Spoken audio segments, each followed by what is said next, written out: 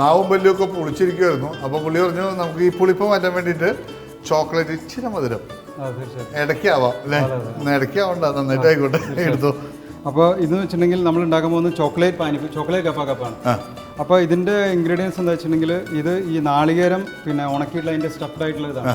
ഇതിൽ സ്വീറ്റൻഡ് ആയിട്ടുള്ളതാണ്, ഡ്രൈ ആയിട്ടുള്ള ഡ്രൈ കോക്കനട്ട്. ഓക്കെ, അതിൽ സ്വീറ്റൻ മിക്സ് ചെയ്തിട്ട് നമുക്ക് അവിടുന്ന് വരുന്നുള്ളതാണ്. അപ്പോൾ അതിനെ നമ്മൾ ആദ്യം കട്ട് ചെയ്തിട്ട്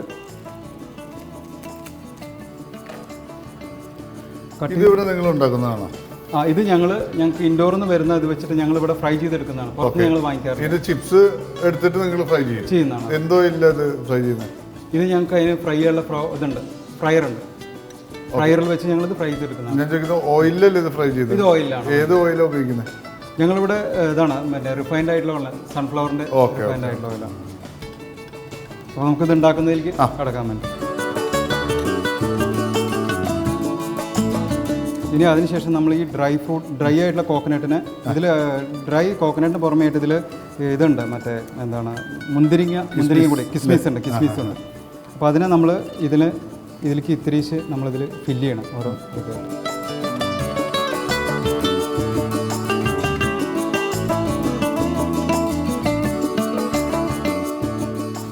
ആദ്യം നമ്മൾ ഡ്രൈ കോക്കനട്ട്, കിസ്മിസ്, കാഷ്യൂനട്ട് അതിൻ്റെ കോമ്പിനേഷൻ ഓൾറെഡി പാക്ഡ് ആയിട്ട് വന്ന് നമ്മൾ ഫില്ല് ചെയ്തു.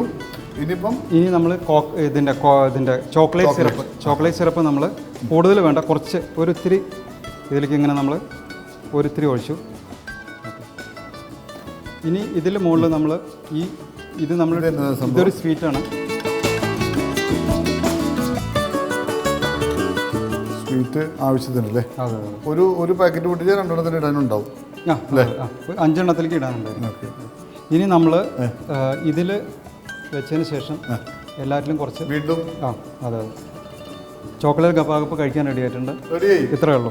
ഇത് കുട്ടികൾ കൂടുതൽ ഇഷ്ടമാണ്. അപ്പോൾ ട്രൈ ചെയ്ത് നോക്കിയോ എങ്ങനെ ഉണ്ടാകുന്നത്.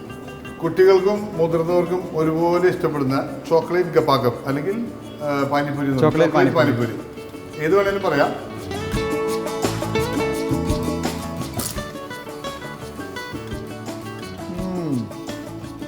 മസാലയുണ്ട്. പുളിന്ന് വ്യത്യാസം പിള്ളേരൊക്കെ വന്നത് കഴിച്ച് മരിക്കും.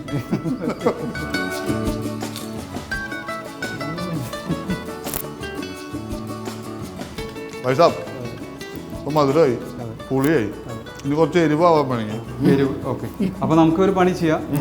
ഹോട്ട് ചാറ്റ്സിലേക്ക് പോകാം. ഇപ്പം നമ്മൾ കഴിച്ചാൽ ഹോട്ട് ചാറ്റ് എന്ന് പറഞ്ഞാൽ നമുക്ക് ഈ മഴയുള്ള സമയത്തും വിൻ്ററിലൊക്കെ തണുപ്പുള്ള സമയത്ത് കഴിക്കാൻ ചൂടായിട്ട് കിട്ടുന്ന ചാറ്റുണ്ട്. അപ്പോൾ അതിൽ ലക്നൗ എന്ന് പറഞ്ഞാൽ ലക്നൗവിലത്തെ speciality Lucknowi matar chat.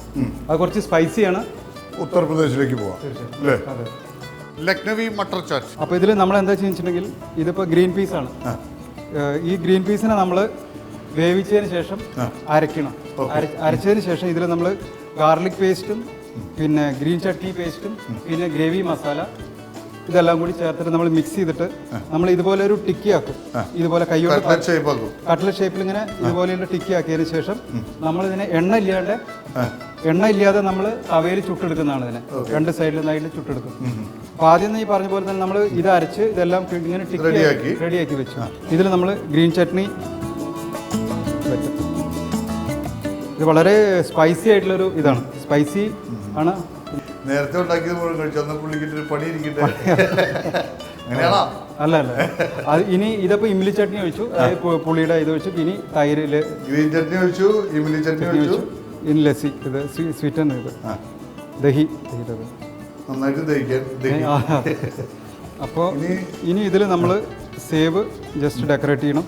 Nylon save decorate ചെയ്യണം.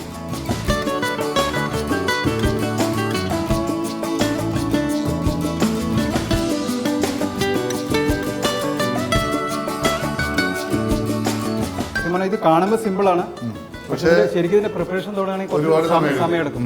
ഇതിപ്പോൾ നമ്മൾ സമയപരിധി കൊണ്ട് നമ്മൾ പെട്ടെന്ന് ടിക്കി ഉണ്ടാക്കുന്നതിലാണ് ഇത് ഏറ്റവും ഇതായിട്ടുള്ളത്. അപ്പോൾ ലക്നവി മട്ടർ ചാറ്റ് റെഡി ആയിട്ടുണ്ട്. ഹോട്ട് ചാറ്റാണ്, ഹോട്ട് ആൻഡ് സ്പൈസി ചാറ്റ് എന്ന് വേണമെങ്കിൽ പറയാം. അപ്പോൾ ഇതെങ്ങനെ Lucknowi matar chaat hot and spicy. നല്ല ചൂടുണ്ട്, ഞാൻ കൈ ഇങ്ങനെ അഡ്ജസ്റ്റ് ചെയ്ത് പിടിക്കുകയാണ്. ചൂടുണ്ട്.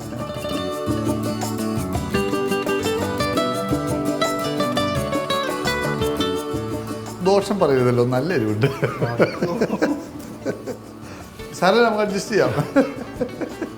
ശരിവാന്നൊന്നും വിചാരിച്ചു ഞാൻ കഴിക്കാതിരിക്കില്ല, അത് കളി പറയാം.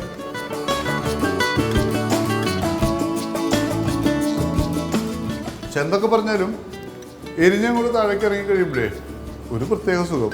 ഇപ്പോൾ ഒരു കട്ട് ചെയ്തിട്ടല്ലേ നമ്മൾ ആദ്യത്തെ പീസ് കഴിച്ചത്? അതെ, കട്ട് ചെയ്തല്ലേ കഴിക്കണ്ടേ? അല്ല, കട്ട് ചെയ്തും കഴിക്കാം അല്ലാതെയും കഴിക്കാം.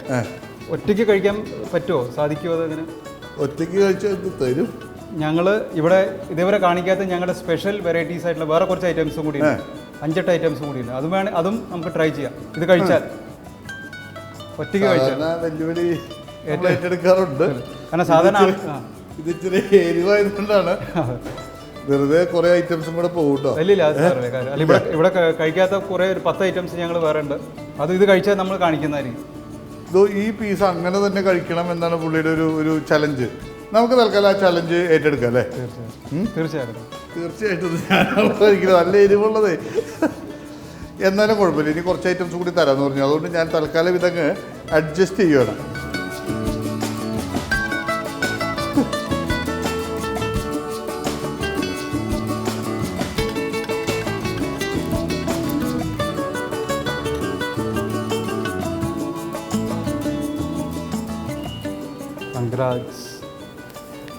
അപ്പോൾ ചാലഞ്ച് ഏറ്റെടുത്തിരിക്കണം. അപ്പോൾ നമുക്ക് അടുത്ത നമ്മുടെ മറ്റുള്ള ഐറ്റംസിലേക്ക് പോവാം കഴിക്കാൻ.